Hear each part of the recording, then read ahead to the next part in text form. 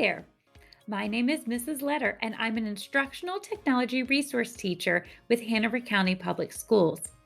You might have seen me in your classroom working with you or your teachers using technology like iPads, Chromebooks, or even your smartboard. Something you may not know about me, however, is I'm a published author. In 2019, I wrote the book, A Passion for Kindness, Making the World a Better Place to Lead, Love, and Learn. And today, I'd like to share with you a little bit about my process.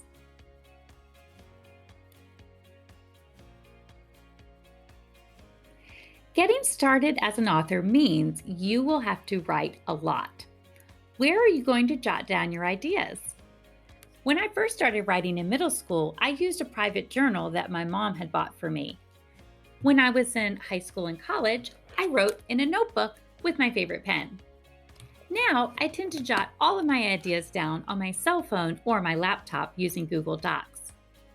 Once you start to write your story and it becomes a little bit bigger and a little bit bigger, and you start to realize you have a real story to share, that's when you have to decide how you're going to publish your writing. I worked with a team of people at Dave Burgess Consulting who helped me make my story even better. I worked with several editors. They're the people that read your story and they help you to revise and edit. Revising and editing are two key factors to make your writing exceptional. Revising is when you take your story and you change it up. You might change the word order. You might get rid of certain paragraphs that you have. You might even rewrite a whole entire chapter. Editing is when you look for the nitpicky details, like did you remember punctuation and do you have capital letters where they're supposed to be?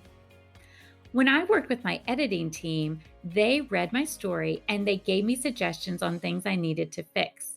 I had to do 3 rounds of editing and revising before my book was ready to share. I also worked with a graphic designer. That's the person who actually makes the cover of your book.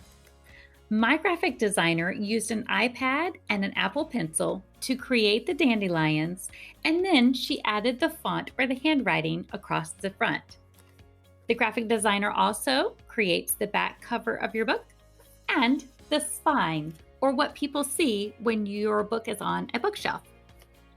Working with the graphic designer and the editor made my book ready to publish. After one entire year of writing, revising, and editing, my book was ready to share with the world. My publisher had a contract with Amazon and Barnes & Noble, so those are the 2 places where my book became available for purchase. Sometimes people don't even use a publisher. They go directly to Amazon and they create their own book and they make all the decisions themselves. We call this self-publishing, and that's yet another option that you might choose to do if you become an author. How you decide to publish your book is completely up to you, but this one thing we know is true. The more you write, the better you get, and the more books you read, the better writer you will become.